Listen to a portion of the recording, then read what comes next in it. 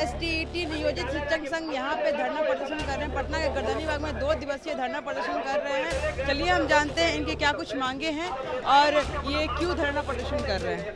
Sir, आपकी क्या मांगे?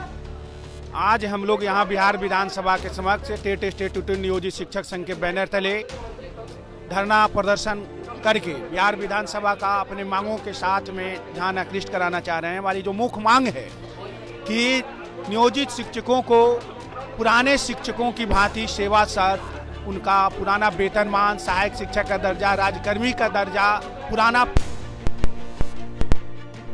घोषणा पत्र में भी महागठबंधन सरकार के शामिल था, लेकिन आज 6 महीना से ऊपर हो गया, लेकिन इस पर कोई कार्रवाई नहीं हो रही है। जरूर जो है एक नियोजित शिक्षकों के लिए नई सेवा नियमावली बनाने का खिचड़ी जरूर पक रहा है।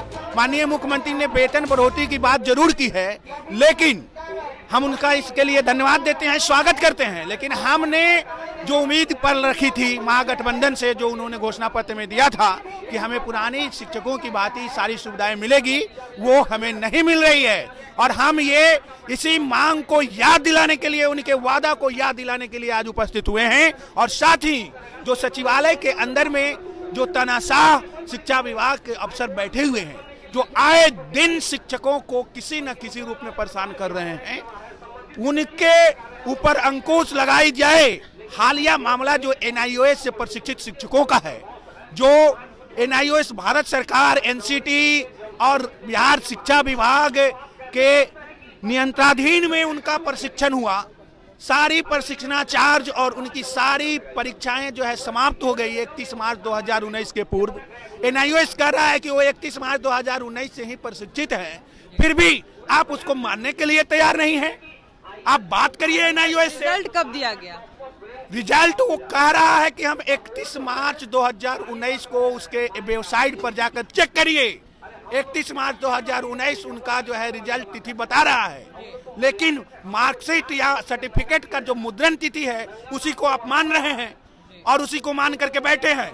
तो आप ही के नेतृत्व में, आप ही के पदाधिकारियों के दिशा निर्देशन में ये जवाबदेही दी गई थी। निदेशक स्तर के उसमें 5-5 पदाधिकारी थे। अगर उनका प्रशिक्षण समय पर पूरा करने की जवाबदेही उनकी थी और आप मानते हैं कि इनका प्रशिक्षण समय पर पूरा नहीं हुआ है, तो शिक्षकों पर कोई कार्रवाई करने के पहले उन आला अधिकारियों पर सबसे पहले कार्रवाई होनी चाहिए, उसके बाद ही शिक्षकों पर कार्रवाई होनी चाहिए। और अगर आपको कोई भ्रम है इसको लेकर के, तो एनआईओएस से संवाद करिए।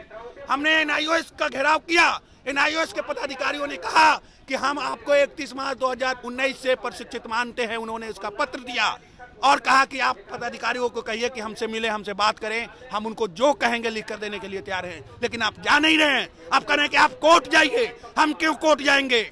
आप कोर्ट जाइए। अगर आप गलती किए हैं तो आप उसको सुधरवाने के लिए आप कोर्ट जाइए या एनआईओएस से बात करिए। हम स्पष्ट रूप से मानते हैं, हम जिसने परीक्षा दिया है और जिसने परीक्षा लिया है, एनआईओएस वो कह रहा है कि 31 मार्च 2019 से आप प्रशिक्षित हैं, तो हम प्रशिक्षित हैं। 15 मार्च को विधानसभा का घेराव करके हम अपनी मांग को रखने आए हैं। हमारा ये मांग है कि अविलंब समान सेवा शर्त को लागू किया जाए। और अब यह पत्र निकाला जा रहा है डायरेक्टर महोदय के द्वारा, जो 31 दिन के बाद जो प्रशिक्षित हुए हैं, जिनका रिजल्ट निकला है, उनको नवनियुक्त माना जाएगा। पुराने अनट्रेंड वाले सेवा को शून्य माना जाएगा और फरवरी से 10,000 महीना वेतन की कटौती होगी। ये कहाँ तक अन्याय है? इसमें हम लोग का दोष क्या है?